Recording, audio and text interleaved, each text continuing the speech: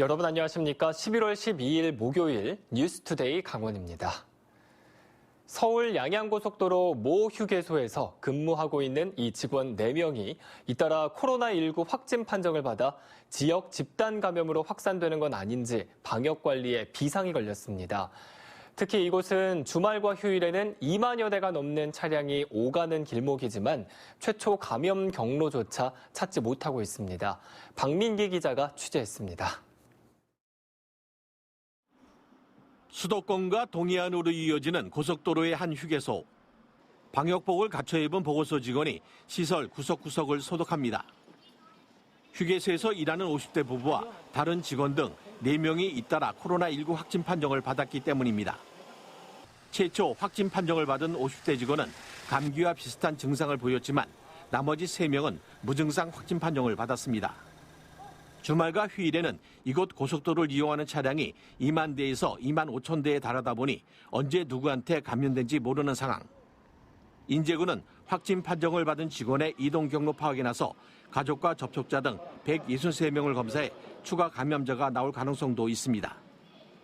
이에 따라 지역 확산을 막기 위해 인제군은 확진자가 발생한 휴게소를 폐쇄 조치하고 직원이 거주하는 마을에 있는 공공복지시설도 문을 닫았습니다. 기린 상남 지역은 어제부로 다 폐쇄를 했고, 이 군 전역에 그 체육시설이든가 공공시설들을 당분간 폐쇄 조치를 하도록 그렇게 조치를 하고 있습니다. 원주 집단 감염으로 보건 인력을 충원하거나 지원받지 못해 인제군 보건소도 다른 업무를 모두 중단하고 선별 진료소와 방역 업무에만 집중하고 있습니다. 최초 확진자의 감염 경로가 밝혀지지 않은 가운데 불특정 다수의 사람들이 이용하는 휴게소라는 특성 때문에 지역사회 집단 감염이 우려되고 있기 때문입니다. 특히 무증상 확진자가 고속도로를 통해 또다시 수도권과 지역사회를 오가며 집단 감염을 확산시키지 않을까 방역당국이 긴장하고 있습니다. MBC 뉴스 박민기입니다. 대학처럼 고등학생들도 스스로 교과목을 선택해서 이수하는 고교학점제가 마이스터 고등학교에서 시행되고 있습니다. 2022년부터 모든 특성화 고등학교에도 도입이 되는데 해결해야 할 과제들이 적지는 않습니다. 강화길 기자가 보도합니다. 전국 유일의 의료기기와 바이오의학 분야 특화 마이스터 고교인 원주 의료고. 올해부터 고교 학점제를 시행하고 있습니다. 대학처럼 학생들이 원하는 과목을 선택 이수하고 일정 학점을 따면 졸업하는 제도입니다. 때문에 입학학과에서 벗어나 다른 분야 전공까지 배울 수 있어 진로 선택의 폭이 넓어졌습니다. 실제로 이런 과정을 거쳐 전공과 다른 업체에 취업한 학생의 만족도는 높습니다. 자기가 가지고 있는 재능을 펼칠 수 있는 선택권이 넓어졌잖아요. 네. 그래서 진로 쪽으로 더 다양한 고민을 할 수 있게 될 것 같고. 현재 강원도에서 고교 학점제를 시행하고 있는 학교는 3곳. 원주 의료고와 삼척 마이스터고, 영월 한국 소방 마이스터고입니다. 마이스터고에서 시작된 고교 학점제는 2022년에는 모든 직업계고, 현재 초등학교 5학년이 고등학교에 들어가는 2025년에 일반고까지 확대 시행됩니다. 특성화고 학생은 졸업과 동시에 직업 현장에 뛰어들기 때문에 산업계의 변화에 맞춘 유연한 교육과정 운영이 필수적입니다. 하지만 대부분의 직업계고는 인력과 시설 모두 이를 따라잡기 힘든 여건입니다. 그렇다 보니 학교 현장은 벌써부터 걱정이 태산입니다. 기존에는 학과 안에서만 이제 교육과정을 짜서 학과 안에서 다 해결했었는데 서로 조율을 해서 실수도 맞춰야 되고 하기 때문에 처음에 준비할 때는 조금 어렵죠. 강원도교육청은 학점제 안착을 위해 15개 직업계 고등학교를 돌며 맞춤형 모델 구축에 나섰습니다.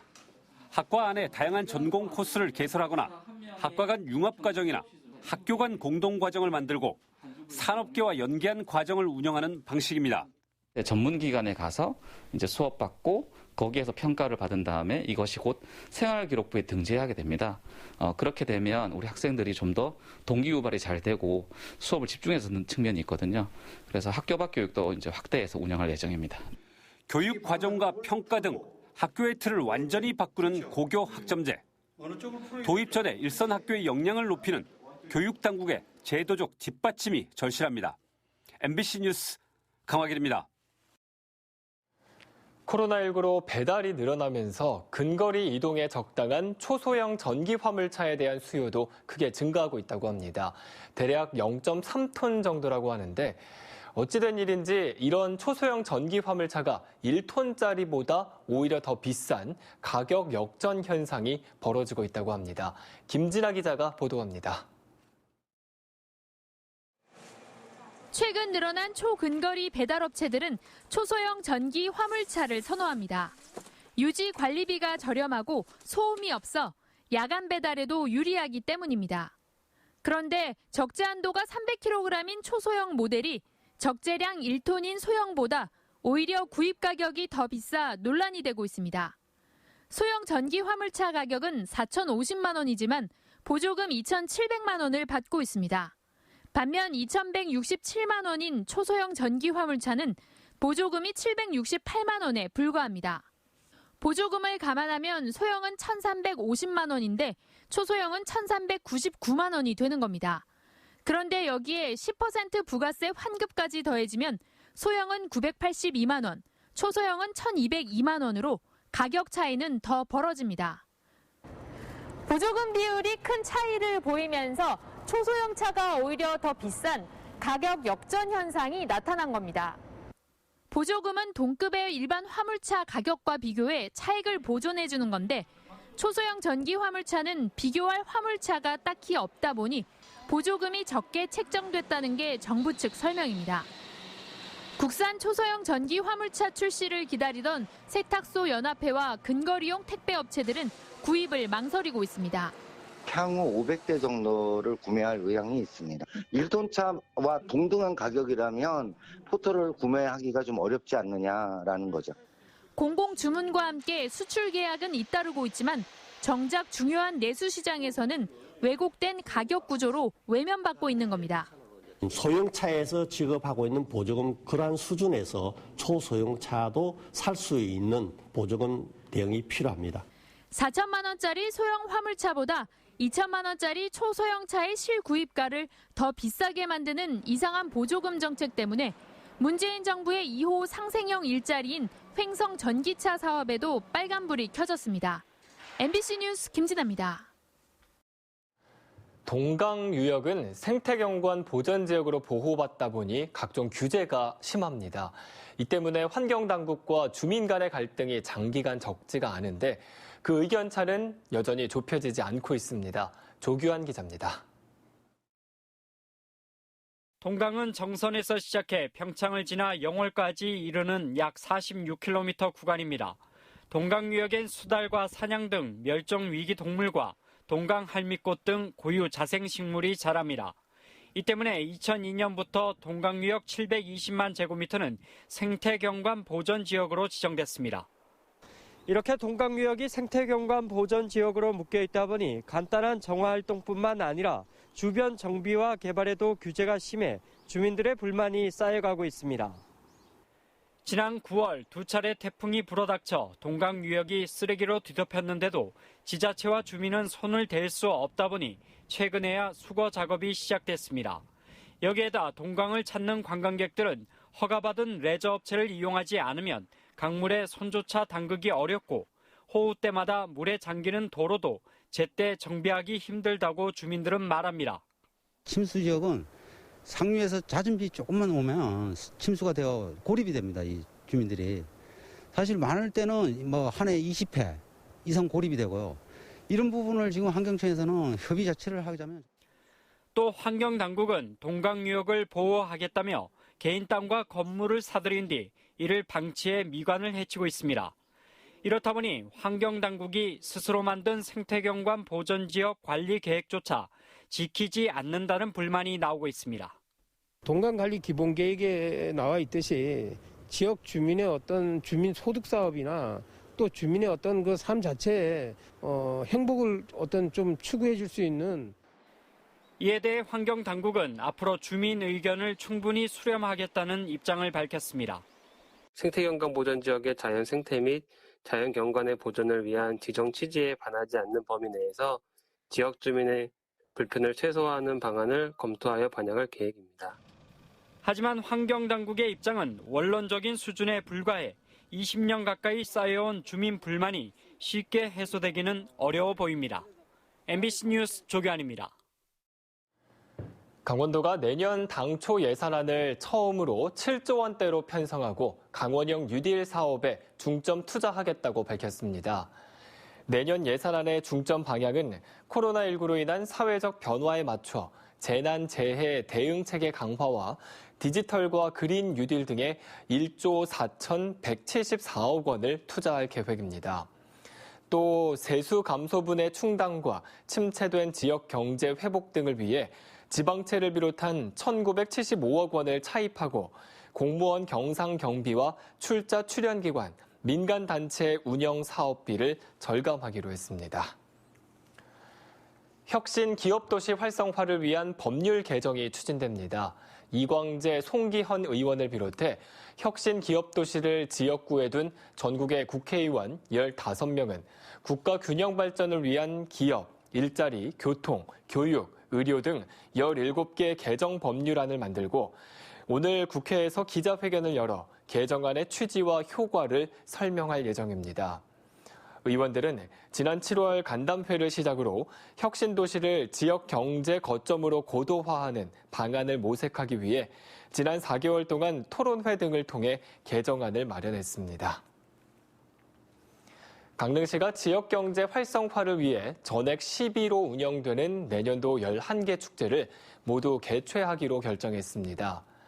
강릉시는 1월 해맞이 축제, 4월 경포 벚꽃잔치, 8월 썸머 페스티벌, 12월 빛축제 등 11개 소규모 축제를 모두 열며 방역수칙과 사회적 거리두기를 준수해 가급적 정상 진행할 계획입니다.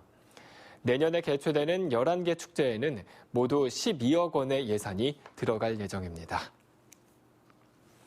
아프리카 돼지열병 발생 등으로 폐쇄됐던 고성 DMZ 평화의 길이 내년 초 재개장될 전망입니다.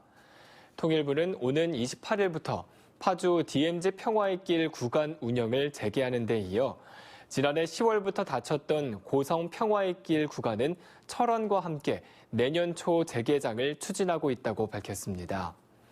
지난해 개방한 고성과 철원, 파주 구간 DMZ 평화의 길에는 운영이 중단되기 전까지 15,000여 명이 방문한 바 있습니다. 농업인의 날 발상지인 원주에서 제57회 원주시 농업인의 날 기념식이 열렸습니다. 이번 기념식에서는 지역 농업인과 각급 기관 단체장 등이 참석한 가운데 올해 자랑스러운 농업인에 선정된 최대침 씨와 박귀녀 씨 등 8개 부분 27명의 우수 농업인에 대한 시상이 진행됐습니다. 기념식에 앞서 단관공원 농업인의 날 기념 조형탑에서는 삼토 제례도 봉행됐습니다. 코로나19 확산 우려에 올해 삼토 문화제는 취소됐습니다.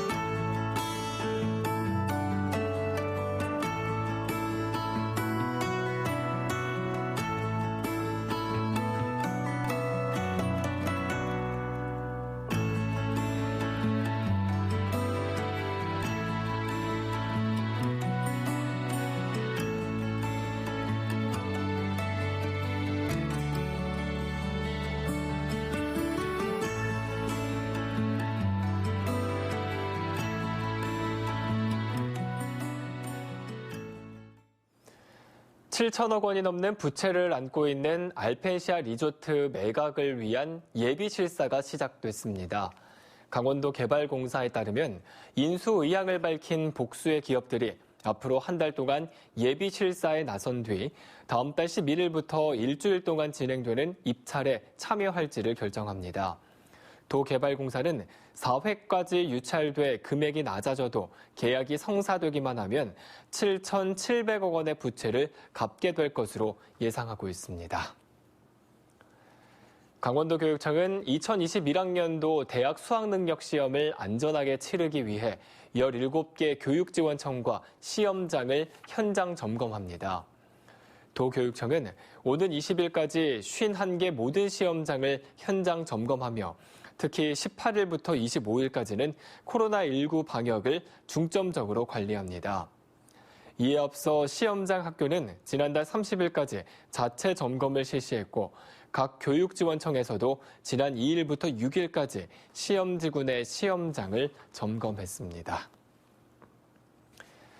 음주운전을 하다 사고를 낸 강원지방경찰청 소속 경찰관에게 중징계 수위 가운데 가장 낮은 단계인 정직 3개월이 내려졌습니다.